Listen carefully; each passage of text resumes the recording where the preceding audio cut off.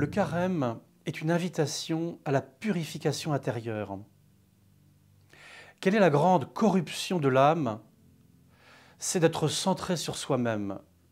Le narcissisme qui est l'ennemi véritable de notre personnalité authentique. Tout centré sur soi. Jésus, en ce sens, oppose ceux qui se donnent en spectacle, où le moi cherche à se mettre en scène et à se mettre au centre, et celui qui agit pour Dieu seul, librement, véritablement. En ce sens, la contrition imparfaite regrette le péché pour les dommages que ça nous cause à nous, et la contrition parfaite, c'est au contraire l'âme centrée sur Dieu et décentrée d'elle-même. Les trois grandes œuvres de pénitence du carême, le jeûne, la prière et l'aumône, visent fondamentalement à nous décentrer de nous-mêmes, nous dégager de cette servitude qui est la recherche permanente de moi. Qui perd sa vie la trouvera, dit Jésus. Et l'homme moderne est philosophiquement, psychologiquement, spirituellement auto-centré. C'est le grand mal du monde moderne. Et nous respirons cet air-là en permanence, que nous le voulions ou non, cette quête de développement personnel, de bien-être, juger tout par soi-même, pour soi-même, jouir sans entrave. Si la vie conjugale devient difficile, éprouvante, eh bien brisons les liens conjugaux, dit l'homme moderne. Et même chez les catholiques, nous voyons se développer ce mal de façon assez effrayante, qui est tout à fait symptomatique d'un tour d'esprit.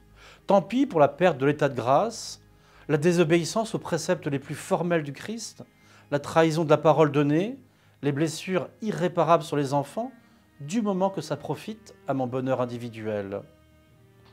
Le seul remède à ce narcissisme, c'est le renoncement et le sacrifice.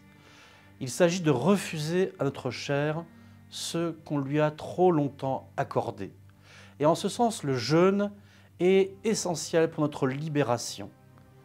Et nous l'avons trop facilement spiritualisé en imaginant que c'était d'abord dans ma tête que j'allais faire des privations, en coupant en fait mon âme de mon corps. Et les anciens là-dessus avaient une âme profondément enracinée dans le corps et un sens beaucoup plus fort de l'unité profonde de l'âme et du corps, car jeûner, c'est véritablement priver son corps et agir sur sa chair pour que l'âme redevienne maîtresse véritable des tendances égoïstes de la chair. On ne comprend absolument rien à la civilisation moderne, disait Georges Bernanos, si l'on n'admet pas tout d'abord qu'elle est une conspiration universelle contre toute espèce de vie intérieure. Retrouvons cette vie intérieure pendant notre carême. Cherchons véritablement à nous affranchir de tout ce qui est puissance de bruit. Aujourd'hui, elles sont sans nombre et vous les connaissez mieux que moi. Retrouvons cette vie intérieure et luttons contre cette conspiration universelle qui veut écraser en nous cette liberté de l'âme.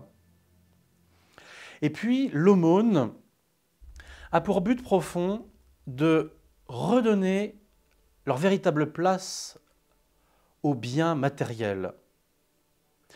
Charles Péguy, là-dessus, a une réflexion tout à fait intéressante, car il ne parle pas de matérialisme, mais lutte contre la puissance de l'argent qui elle-même s'oppose à la matière. Cette dématérialisation, pour lui, est plus grave encore et plus originale dans la modernité que le matérialisme. L'argent est le maître. Nous avons aujourd'hui une culture qui est entièrement organisée autour de la finance. Eh bien, nous-mêmes, retrouvons un véritable esprit de pauvreté. Et donner de ces biens matériels nous aide à nous en libérer, mais surtout en affranchissant notre préoccupation de cette obsession financière des biens comptables, alors même que nous ne pouvons plus regarder la matière pour ce qu'elle est comme créature de Dieu. Chers amis, à travers ces trois œuvres principales, le jeûne, la prière et l'aumône, réenracinons notre âme dans notre corps et notre âme au ciel.